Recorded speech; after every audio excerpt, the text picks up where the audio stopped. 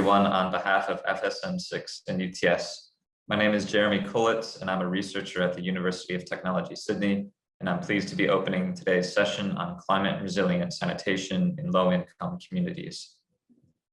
I'd like to begin by acknowledging the Gadigal people of Eora Nation, traditional custodians of the land from which we are presenting today, and to pay my respects to their elders past and present. The climate crisis is well underway. Global heating driven by human activities has already resulted in significant increases in extreme heat, heavy rainfall events, and mean sea level globally, and significant increases in drought in the Mediterranean and West African regions. Global heating of 1.5 degrees Celsius above pre-industrial levels may be reached as soon as the year 2030, exactly when SDGs should be met. 1.5 degrees is important because going beyond 1.5 degree mark is the transition to a new climate regime that is more extreme and volatile than what we've known before. Further increases in extreme temperature and extreme precipitation will be felt almost everywhere in the world, and many areas of the world will experience increased drought and sea level rise. Hence, this is not an abstract problem to be confronted in some distant future. Our time to act is overdue. It's not hard to see how intensifying climate hazards and trends disrupt sanitation services. Droughts causing a lack of water for flushing and hygiene, flooding forcing treatment facilities and emptying services to shut down, and extreme weather damaging latrine superstructures are just a few of many examples of climate risks for sanitation. The sector is sorely in need of concrete guidance on how we can develop a climate resilient sanitation system, particularly for low-income communities that will bear the greatest burden of climate change. However, the pathway to climate resilience is unclear. Climate change is an insidious problem because it blends itself in with existing development challenges. Its impacts on the ground cannot always be easily measured and attributed to climate change. It cannot be confined easily to a spatial or temporal scale. And there is significant uncertainty on the ground about what exactly its impacts will look like. Therefore, we need to take stock of what we do know, develop a vision of what a climate resilient future looks like, and think about how we can leverage existing work to best rise to the challenge of climate change. We've convened this session in the hope that it will contribute to a foundation of climate action in the global sanitation sector. Although climate and sanitation is new to all of us, there's enough tacit knowledge and experience in this sector to take meaningful action now.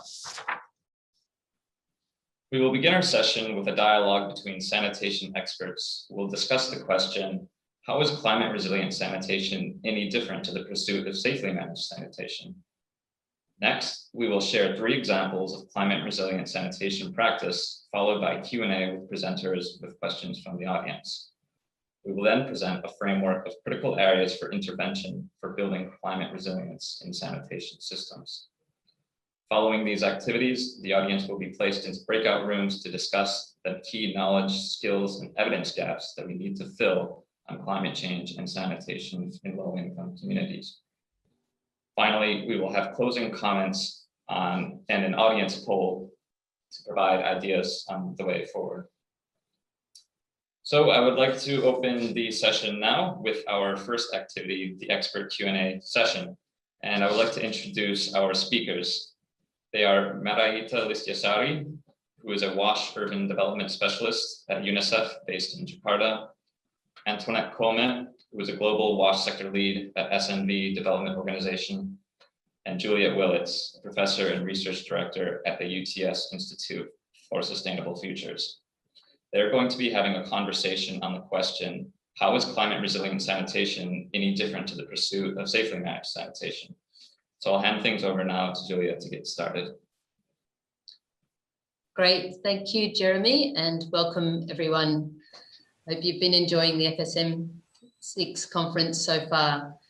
So before we discuss this question, we thought we might ask you your views about climate resilient sanitation. So if you go to menti.com, so www.menti.com on your device and enter the code 14703052, and just answer a quick question that's there. It's just a multiple choice question.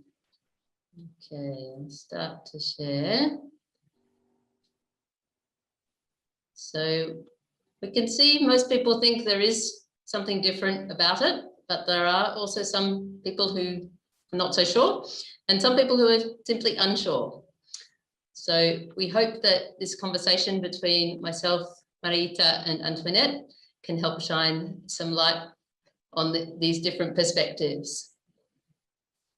So I might then launch in. I'll show, perhaps stop sharing for now so you can see the three of us and come back to that vote.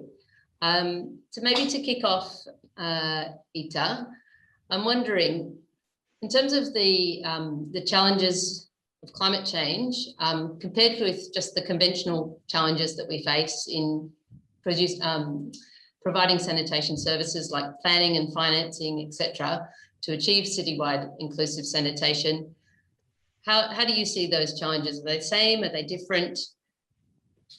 How would you like to put forward your view? Thank you, Juliet. Let me start with my opinion that climate change amplified the risk of disruption of sanitation access and services due to lack or challenges on fundamental basis. I call it as a fundamental basis, such as planning, financing, etc., as you mentioned earlier, which then impact to people access and performance of sanitation services. Anyhow, based on our recent study, we found that the climate hazard provide higher risk and vulnerable of these disruptions. Many people cannot get access because of the flooding, no water available, or broken facilities. In addition, the services also disrupted since the fecal sludge treatment plant has to be closed, which lead to unsafe disposal, etc. So I think that the climate resilience services provide stronger pressures to improve all aspects on the fundamental basis, and also some emphasize on the resilience to climate hazard by adding the risk of climate hazard into different aspects, not only technology, but also financing, community engagement, institutional, and also the governance. Sorry.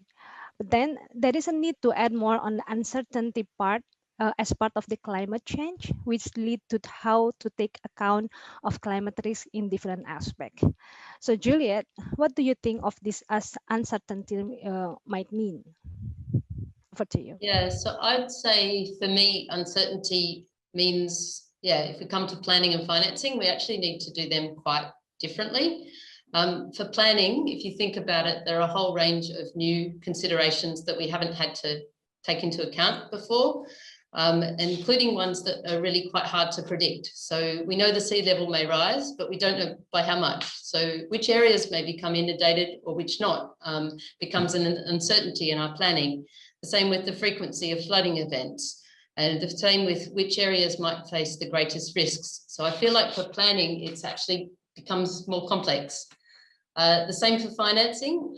Suddenly, not only do we have costs of responding to disasters that we know are going to be part of what happens, but we also want to try and make proactive investments to adapt our services, to adapt the infrastructure before such things happen. And those are, I guess, two additional forms of financing that we haven't had to think about before. So that said, for me, I think there are also a lot of actions in developing sanitation services that are the same, whether we're focused on climate resilience or not. So things like moving from lower quality containment to better quality containment, definitely that's going to reduce potential contamination when it comes to climate events like flooding. So there are some things that I think do remain the same. But if we go back to this question of citywide inclusive sanitation, I'm interested, Antoinette, do you think climate change fundamentally changes what we should do to achieve citywide inclusive sanitation? Yeah, I think it's true that planning becomes more complex, and that costs for disasters and for adaptation are potentially or are higher, would be higher. It's just that the current situation that we're in, the planning is already so deficient, right? And financing is way insufficient. So when you're saying, does it fundamentally change? I'm thinking, yeah, maybe not fundamentally, because the change was already huge. And in that, I think you're saying over conventional pursuit of safely managed sanitation. I think we haven't figured out what a conventional pursuit of safely managed sanitation is in most of these countries. So I feel that climate change is an additional thing we need to take into account, and it makes the challenge bigger, but the challenge was already huge to begin with. And I think we need to think about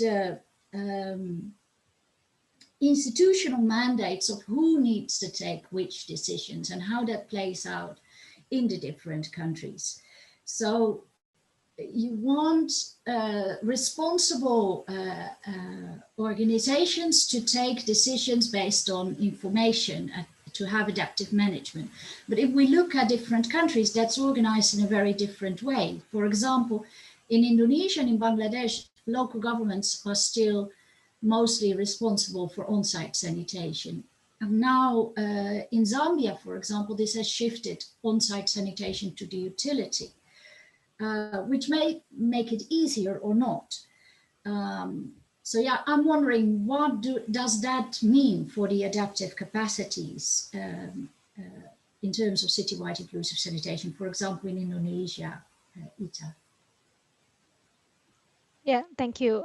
Thank you. And I think in Indonesia, we have different offices who are dealing with sanitations. Not just one utility, in maybe also applied in other countries, but there are several different offices that involve in sanitations. And so for climate change, this has a lot of implications. So our recent study highlighted that we really need to strengthen interrelations of sanitation with water and also drainage. And if you want to have more synergy with water supply and drainage, then the stronger coordinating body, or we call it as the working group, is really needed. We need to include stakeholders involved in climate change into the sanitations and even water working group and vice versa. However, as the coordinating body is more dealing at the technical or operational levels, high-level commitment on sanitation resilience is critically needed. Thus, I think the greater coordination really needed some advocacy to the high levels, like in the city level mayor, to ensure they provide a high priority on this. So a mayor needs to give a leadership on to these issues and then call for greater synergy for better outcomes. So then to achieve the citywide inclusive sanitations, as well as supporting greater coordinations, leadership really need to give attention to reaching everyone, women, girls, children, youth, and so on and so forth. That is the inclusive part of citywide inclusive sanitations. So Juliet, I think that's harder with the climate change. Don't you think, Juliet? Yeah, I definitely think it's harder with climate change. And I think in the recent research we did in Indonesia, we saw that the low-lying areas, the water scarce areas, they remind us that it's poor and vulnerable communities are those that are the ones that first lose access in climate hazards like floods and droughts.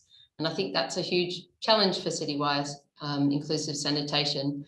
And it's over and above the challenges that we have in conventional planning, financing, and partly because the costs are going to be very high to serve those communities that are living in areas where it's challenging to provide services, and the needs will be great, and we'll need to ensure affordability, and that combination of factors is going to make things difficult. So I think part of what we need then is an evidence base to help us understand where and how we need to invest, and that's something that we perhaps need to look at more.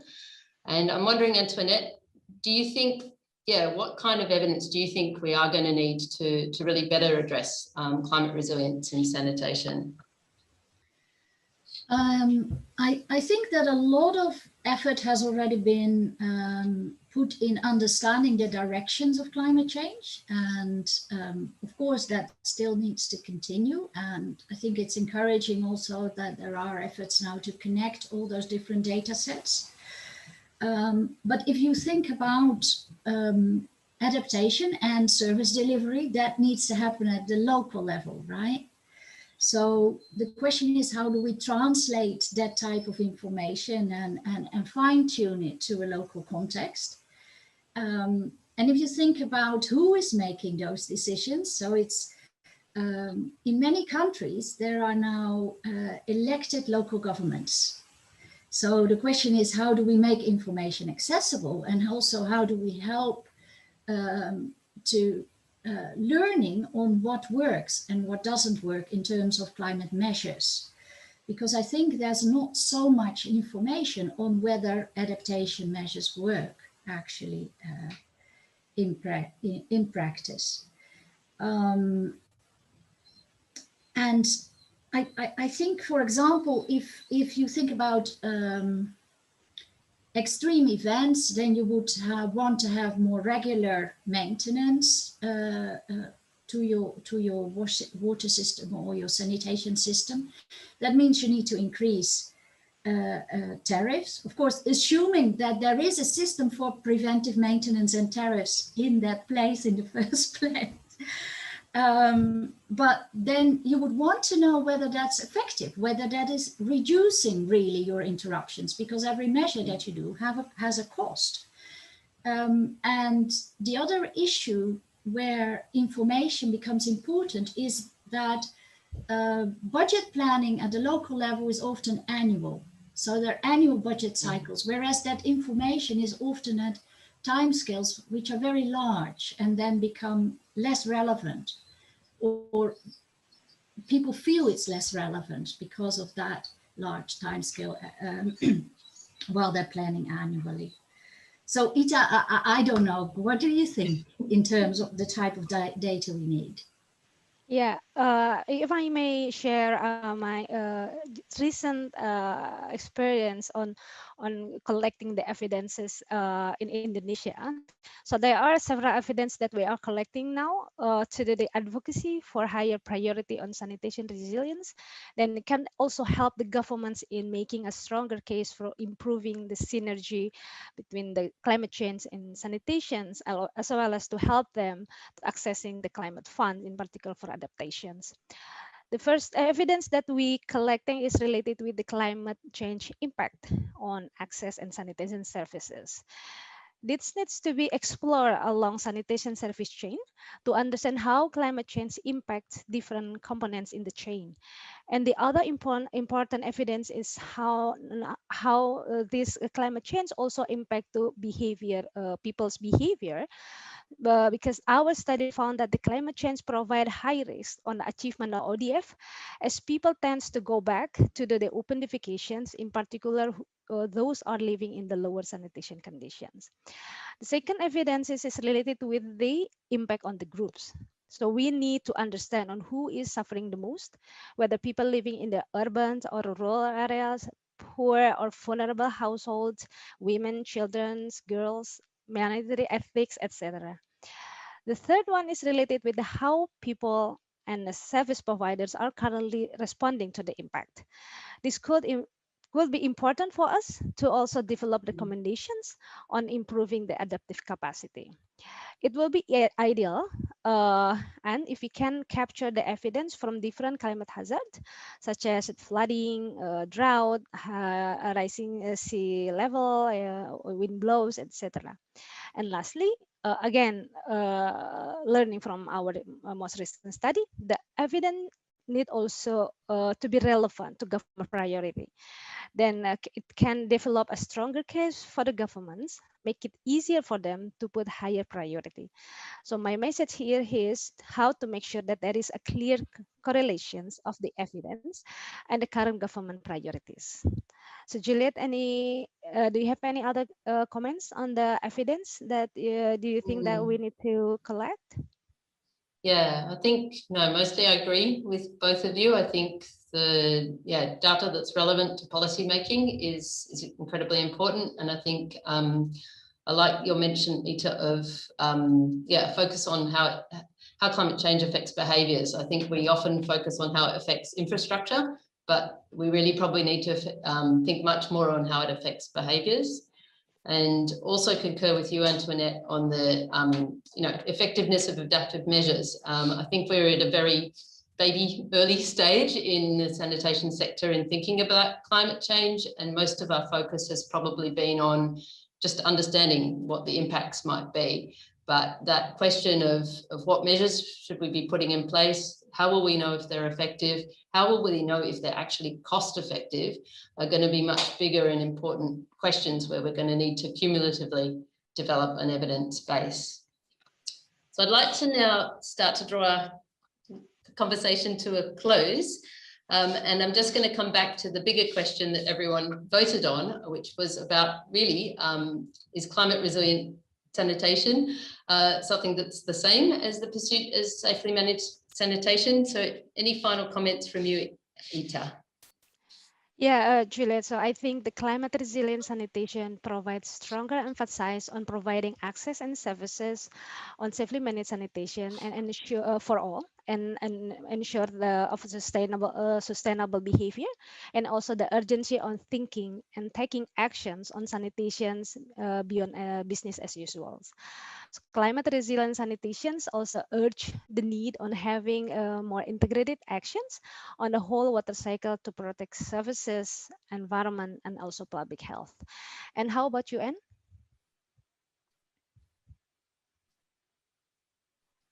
Muted? Yeah, sorry, I'm muted because otherwise my dogs make a havoc of this session. No, I agree with you, Ita, but I think that I don't know if this question is so relevant, because I think that ultimately we need functional sanitation services for the context, suited to the context, right?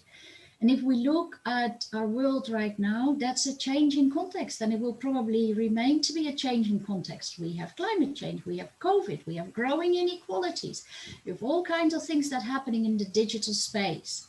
So we need to be aware, to be able to deal with that. And I think we need to focus our energies on how to deal with that instead of trying to pinpoint the differences to it. Especially because I said there is no really conventional practice of dealing with citywide inclusive sanitation there. So I think we need to think how we can support people who are making decisions on more service delivery systems, especially at the local level. Yeah, I think that's a fair answer. And I think, yeah, mostly I concur. I mean, I think we need to keep doing what we have been doing, and there remains so much to be done. But I think, you know, if I think back to a few years ago when conversations first started about climate change in the sanitation sector, there was this sense that, oh, this is a distraction, you know, we've already just got so much to do and we just can't take on something else. Whereas now I feel a few years down the line, everyone's more at a stage of saying, okay, climate change is with us. It is now, like you said, it's part of the context. It's part of what we need to incorporate into our practice, and that is going to mean some changes to our practice. But I think, like you said at the very beginning, Antoinette, it doesn't change some of the fundamentals, because some of the fundamentals simply will put us in better stead given climate change. So thank you both. We will close conversation here. I'll just flash up a final version of where the votes landed, which is that we do have a mix of what people think about this question. Perhaps you'd vote similarly. Again, if you were to vote again, perhaps you'd vote differently after this conversation, I'm not sure. But for now, I'd like to hand over to Freya for the next part of this session. So over to you, Freya. Thanks, Julia, and thanks all for a fantastic conversation. I'd like to now introduce three speakers. We're really lucky to have some people giving examples of how they've actually been able to implement and take forward some of these ideas about climate resilience into their work. So the three speakers we'll have today from Bangladesh is Tamid Islam from WaterAid, presenting on climate resilient toilets, followed by Gif Monde from Southern Water and Sewerage Company in Zambia, presenting on climate-proof water and sanitation governance, protecting groundwater. And lastly, we'll have Bon Masenke from ADB presenting about mapping climate risk to sanitation infrastructure. So we'll start with these presentations, and as they're going, if it would be great if the audience could start putting some questions into the chat, because we've got a bit of time at the end of the presentation to be able to draw from those questions and ask specifically to each presenter. So please, as they're presenting, add into the chat. And I'd like to ask if, Tamand, if you would be able to present and share your screen. I think you can see my screen now. Okay, great. All right, so thanks, Freya and Juliet, for the opportunity to share our experience from WaterAid regarding climate resilient sanitation.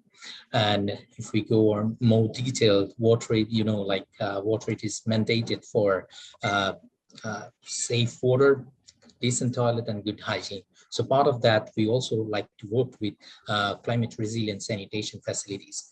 And regarding that, we chose to work in in Bangladesh, where erratic rainfall, cyclones, and frequent number of floods, droughts, extended period of droughts is making the technologies more vulnerable to the resilient wash. So in terms of that, if we look at the number of people who living in the coastal belt is around 1/4 of the total population of Bangladesh. So I will just directly go to one of the examples, what we do in climate resilient or climate change prone areas. And this is one of the example, like rainwater harvesting in educational institute in a school. And we also do introduce the wash blocks, which includes the toilet, gender segregated toilet facilities, and also the drinking water facility. At the same time, we also looked at the vulnerability of the other institutes who actually activate during the emergency situations like cyclones or disasters. So the healthcare facility. So we also improved the toilet facility at healthcare facilities. And I will just show one of the quick video clip from our intervention that we worked in Shapkira district. So let me share my sound and I'll play that video for a minute. Shortage of safe drinking water, increasing salinity intrusion, and lack of sanitation facility are some of the key factors affecting the lives, especially for the school-going children. Young girls in their menstrual period do not get adequate hygiene facilities, let alone the impractical toilet and user ratio. WaterAid, in collaboration with Coca-Cola, has implemented climate-resilient sanitation facilities and a context-specific water recharge option in 20 secondary schools in Shamnagar Upazila of Shapkira district. Now, girls feel more comfortable using the separate toilets, especially during menstrual period. To devise a sustainable and functional wash facility, this project introduced rainwater harvesting infrastructure to recharge the underground aquifers according to the local context. The dropout incidents and typical absenteeism are decreasing with time. The challenge that these people face with the inadequacy of clean drinking water, hygiene and sanitation would see an inspiring change and bring smile in thousands of people's lives.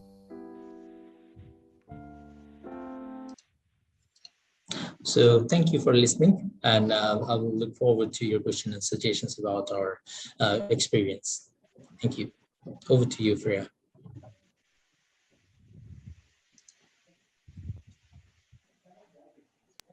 You're muted, sorry. Thanks.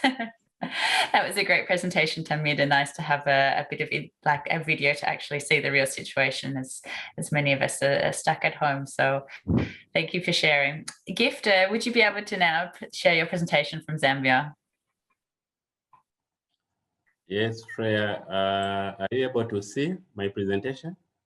Yep, we can. Maybe you can put it in present mode. It's currently on the last slide, but we can. Yeah. You've shared it. Sure. Thank you so much. My presentation is just to share on climate-proof water and sanitation governance, protecting groundwater. What we have started doing, we are operating in the southern part of Zambia, which is drought prone. These are just the statistics that we are showing there.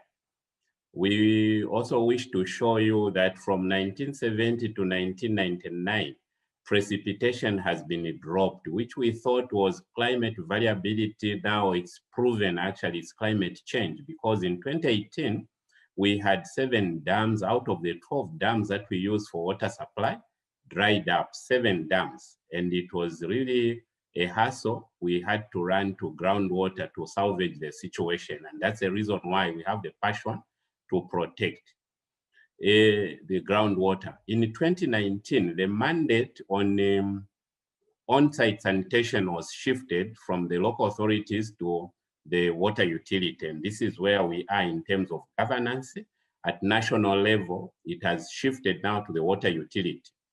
With the mandate coming to the water utility, what we did, we partnered with the WASAP, Water and Sanitation for Urban Poor, and realigned our operation in terms of strategic approach.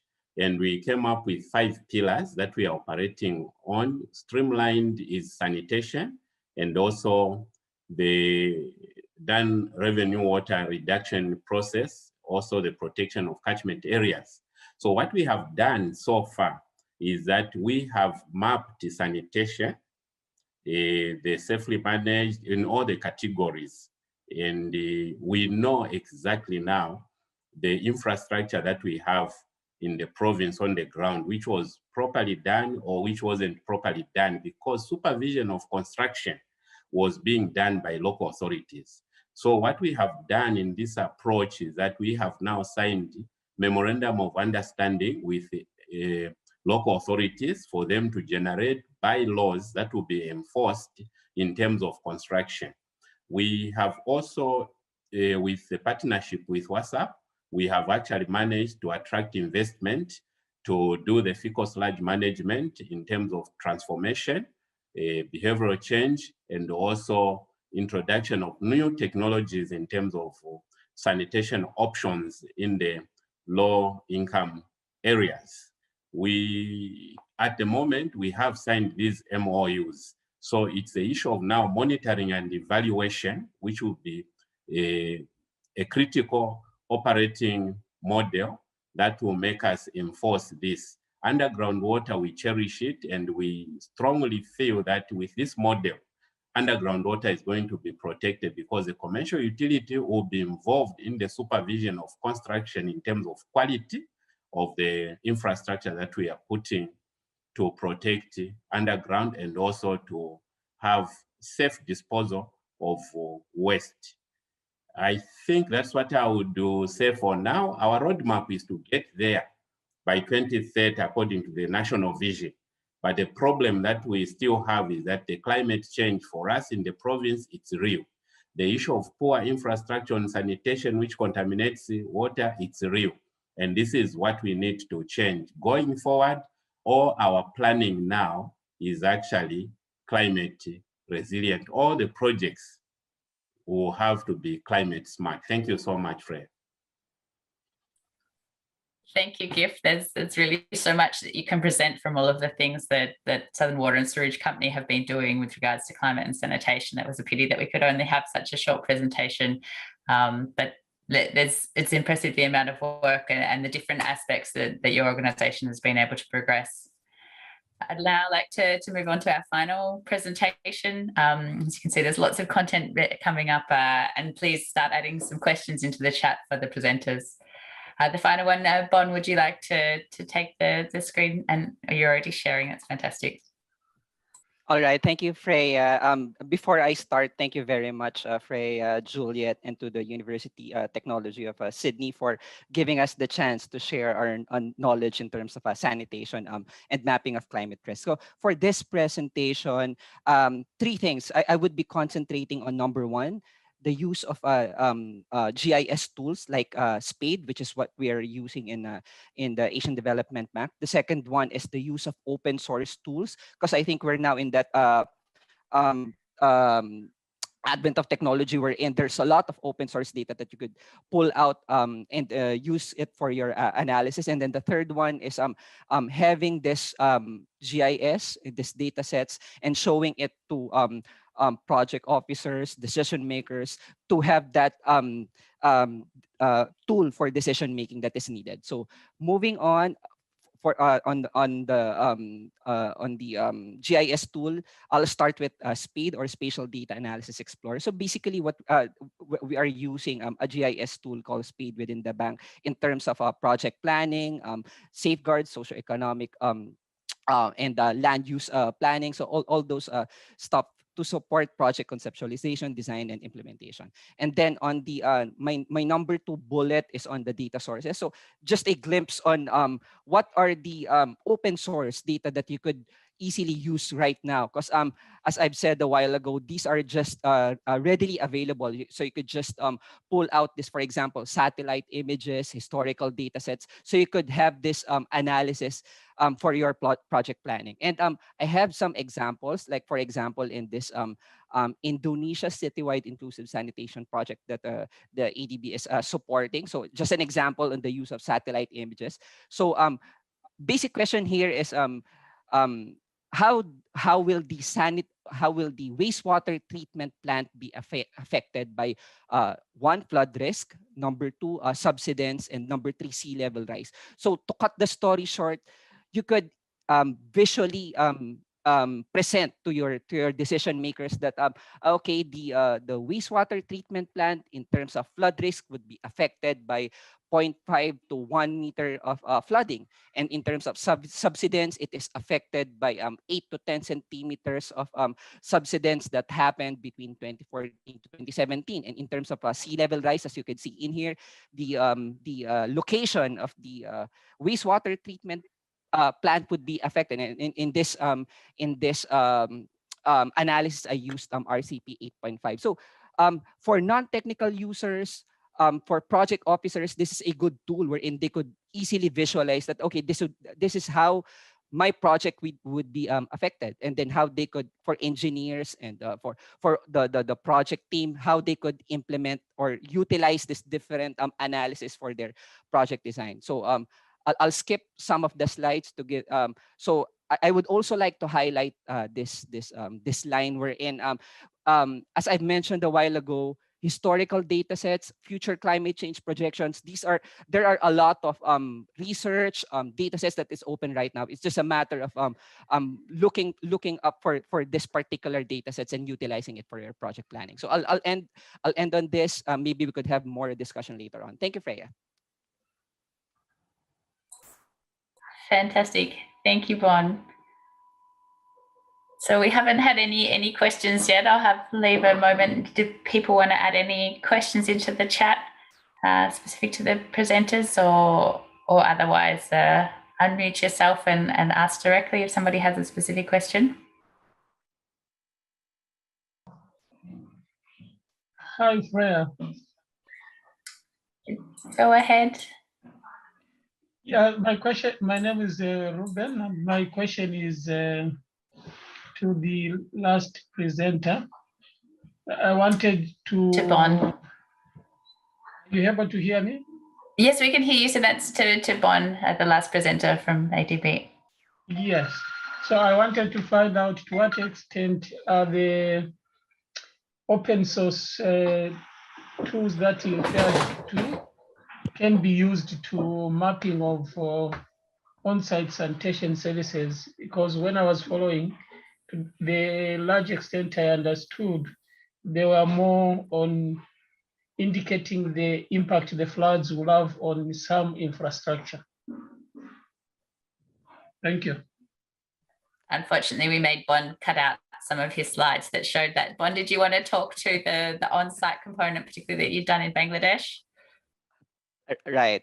So thank you, Ruben. It was really a good question. So number 1 on your point, open source data we've utilized just to be specific now, we've utilized satellite images from the European Space Agency's Copernicus program, because right now these are all publicly available in the Sentinel one, which is the synthetic aperture radar, where you could do some analysis on flooding. There's also the optical images wherein the satellite image where you could see a 10-meter resolution.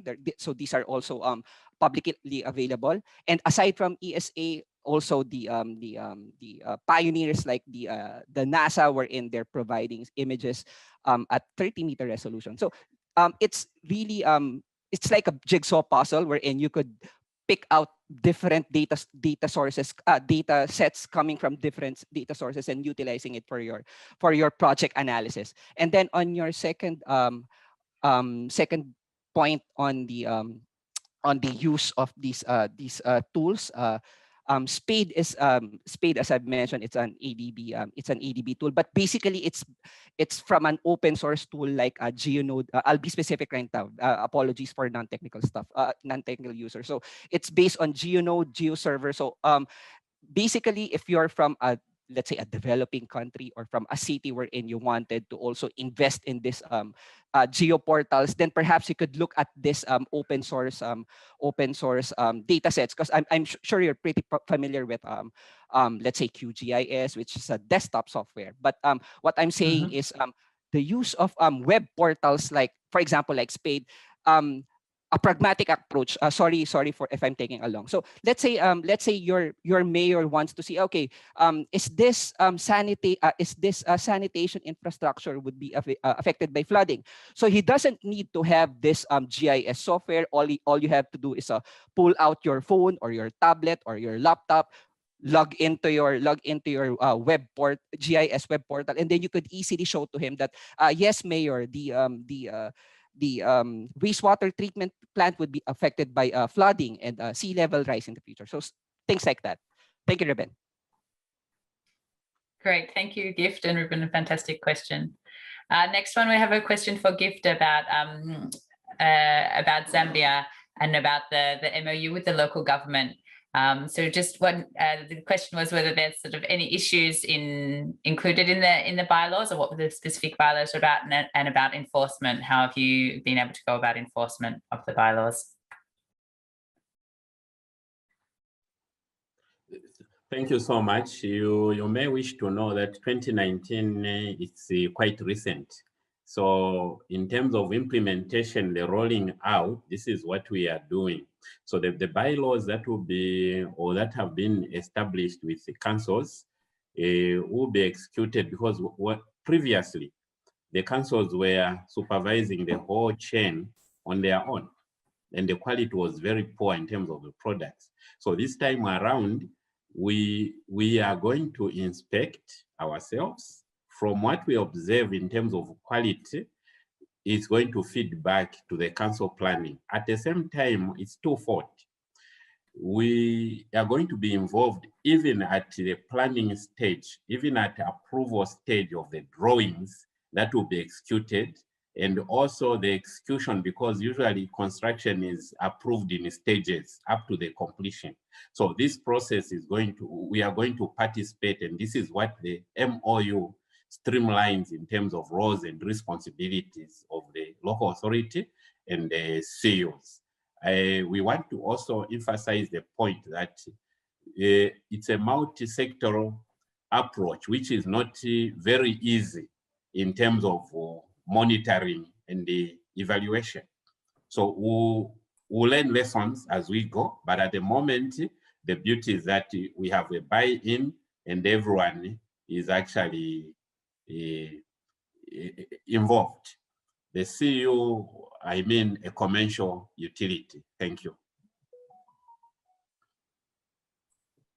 Fantastic, great response. And yes, it is progressing, but I think that since 2019, there seems to be a lot of steps that have been undertaken already, and sort of we worry that do we have to all face climate hazards before people have the impetus to take action, but hopefully this as you pave the way, others can take heed from that.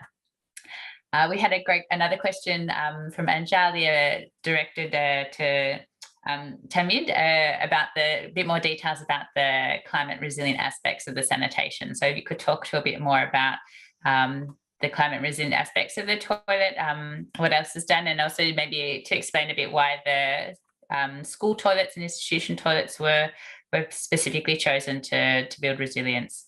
Tamid, are you? Perfect. Thank you, Freya. So yeah, my internet connection is a bit unstable now, but I hope you can listen to me. But yeah, so I can answer 3 of the questions at the same time.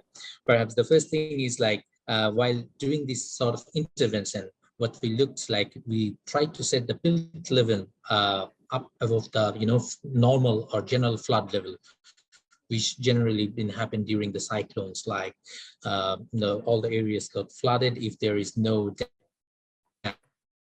is the first thing we do.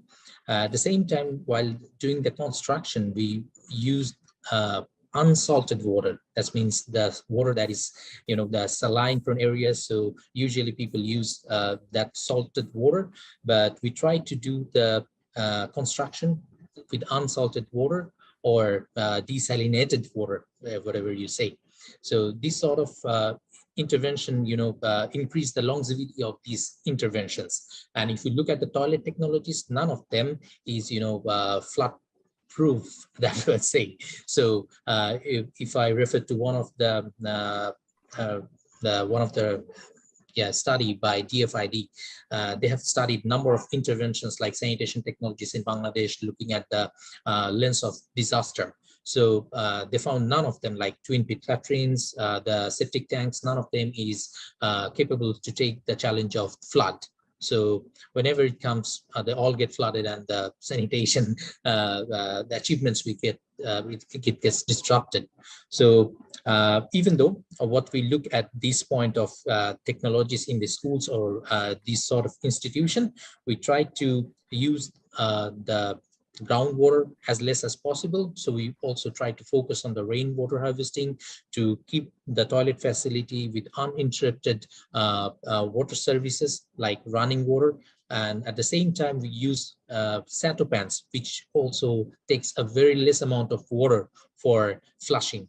So these sort of things we have tried out in terms of looking at the safeguarding of water and also the sanitation technologies. Fantastic. Thank you. And I'm disappointed that we don't have more time for the 3 presenters, because they've really got so much detail and useful information, and we'll put the presentations and the recording will be available on the website. Thank you. I think we might move on to the next stage, unless there was one. I think maybe we'll move on to the next stage to have some time in the discussion coming afterwards. So I'll just share. Yes. Great. Done. All right. I should learn this, how many times I've done Zoom. So thanks very much to the 3 presenters, and we're really grateful that they were able to highlight some of the actual actions that are being taken place, and also highlights the fact that it's important to integrate considerations of climate change across the sanitation service chain, and also across the various aspects of an enabling environment and sanitation service delivery. So it's definitely not only on one end of the technical focus, but also upfront at the planning, at the regulations and governance. So we're really fortunate to have such a range of presentations. I'd now like to present some outcome from our recent research in Indonesia, in which we delineated some key dimensions of climate resilient sanitation systems. Indonesia is susceptible to a range of climate hazards, with historical trends showing that the impact of climate change are already being felt, with more frequent droughts, heat waves, floods, and even extreme events. 42 million people live in low-lying and coastal areas in Indonesia, and this is a particular risk of sea level rise. Given the variety of hazards already faced by Indonesian cities, this research was able to assess current and past impacts and responses to climate hazards on sanitation. This data is able to provide us some information about how these systems may respond to future hazards. The research was conducted with the University of Indonesia for UNICEF and included interviews with households, service providers, governments, and assessments of infrastructure in 4 cities subject to different climate hazards. Resilience requires that sanitation systems are able to respond to and reorganise when faced with worsening climate hazards and continue to protect human and public health and environmental health. The people governing and managing sanitation systems must also develop capacity to learn about change in the environment and capacity to adapt or transform sanitation systems. From the research findings, we developed 7 dimensions of what a holistic, resilient sanitation system looks like. This is an ideal situation to provide a destination to aim for and take steps towards. These dimensions are fundamental to and align with achieving citywide inclusive sanitation, where all inhabitants have access to services with appropriate institutional arrangements and incentives for the full service chain. I will now introduce the 7 dimensions, which we will then use in the following breakout group activity to identify key knowledge, skill, and evidence gaps for progress. Firstly, risk and vulnerability informed planning and decision-making helps to understand potential hazards and impacts on sanitation and identify priority areas. Given that climate models have significant uncertainties and are likely to have detail at a city level, combining historical data or maps, satellite images as shown by BOM, and as well as vulnerability assessments and climate scenarios can provide a valuable first assessment of climate risks to sanitation. Second, clarity in institutional response for climate and sanitation is needed. It was typical that responsibility was not considered by any department. In Indonesia, the government workshops identified that responsibility best sits within existing sanitation working groups, with the climate working groups and other stakeholders providing support and inputs. Flexible management and service delivery arrangements are key to adaptive management to increase resilience, particularly given the varied and uncertain future climate conditions. While finance for climate hazards is often concentrated on disaster response, sustainable finance also includes preventative measures. These should consider the entire service chain and the full life cycle of sanitation. Responsive finance is integral to enable users and service providers to repair, rebuild, or restore access quickly. However, existing finance is often not responsive or limited in application. Next, infrastructure. Infrastructure should be robust to resist the range of climate hazards, as many cities will not just face one hazard, as in Indonesia, it's facing drought at the same time as flooding and many other places. Alternatively, some aspects can also be designed to be easily rebuilt. However, this requires an assessment of the critical elements and key risks, especially with regards to environment and public health. As was mentioned just before about the way up of most sanitations are susceptible to flooding, but needing to figure out what the risks are and how to design around them. Users and community groups should be supported to mobilise their own capacities and knowledge to undertake doable adaptive actions. Creative approaches and appropriate languages is needed, particularly to share some of the complexities of climate change. Women's, disability, youth, minority, and other societal groups should receive targeted support, as there is often increased risk to vulnerable populations. The interrelationships between sanitation systems and the urban water cycle are heightened with climate change. Drought causing inadequate water for using the toilet, flood damage, and limited access to sanitation systems, and the contamination of water supplies from sanitation are all increased with climate change. Coordination is even more important between water drainage and sanitation. And sustainable management of the urban water cycle is an imperative of climate change. Maintaining capacity for continual adaptation through monitoring environment and learning is also key to adaptive management, as feedback loops are important for planning, preparing, responding, and adapting to climate hazards. Providing climate information to users and service providers can increase their capacity to prepare and respond to disasters.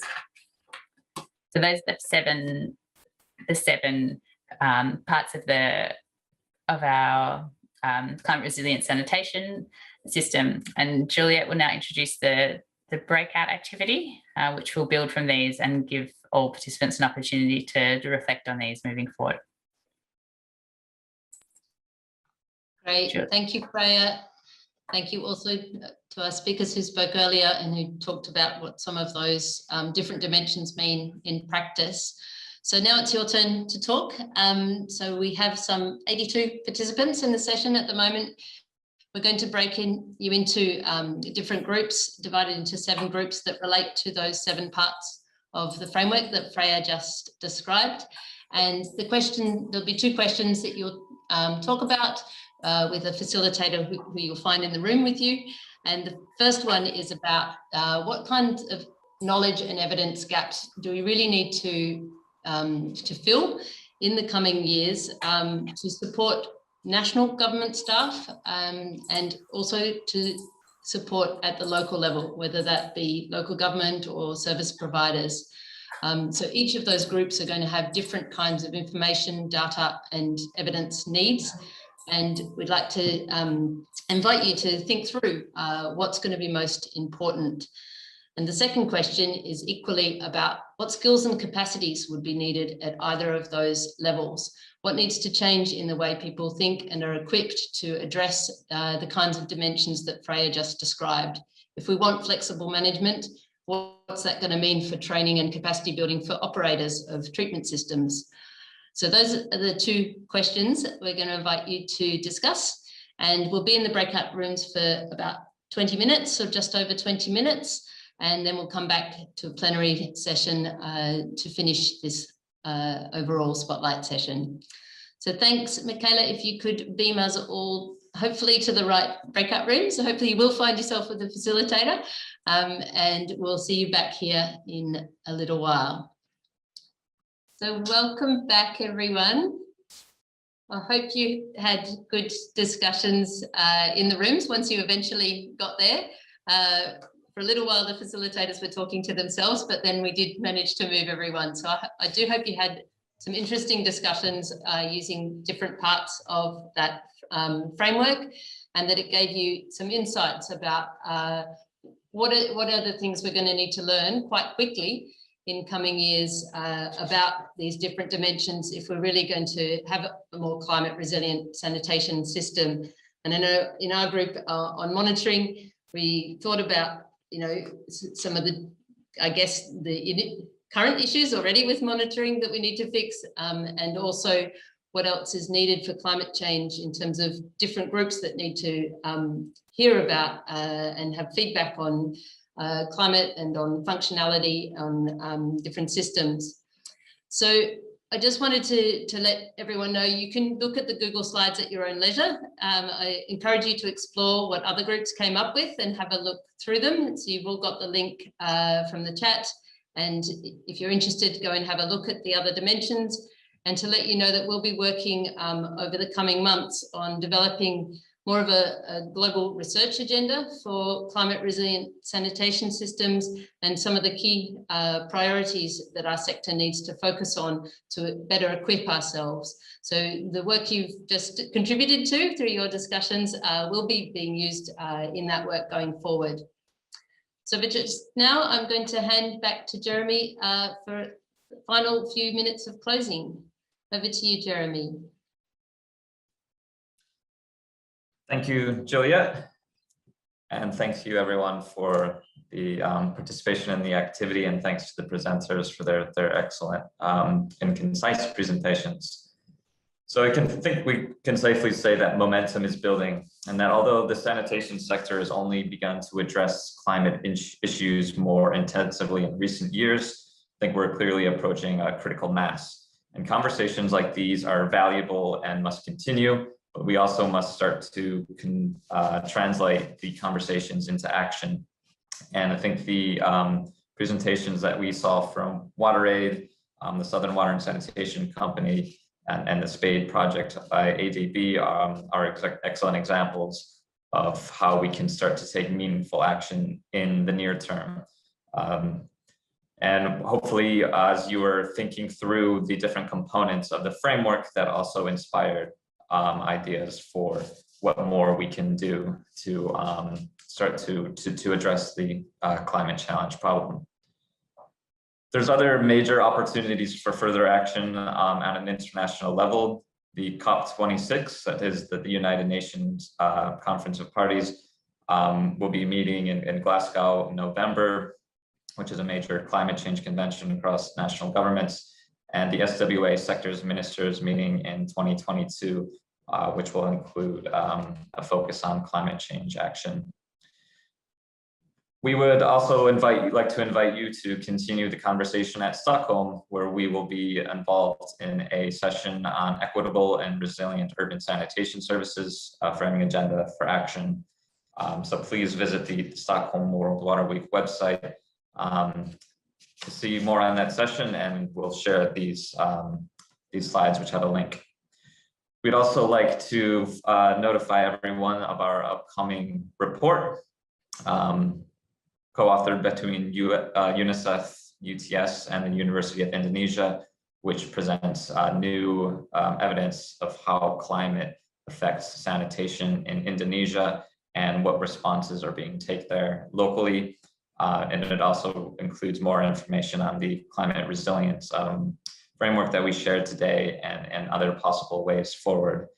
So if you are interested in receiving a copy of that report, please write your email address into the chat box right now, and we'll collect all of those email addresses and make sure you get a copy once that report is published, which should be in the near future.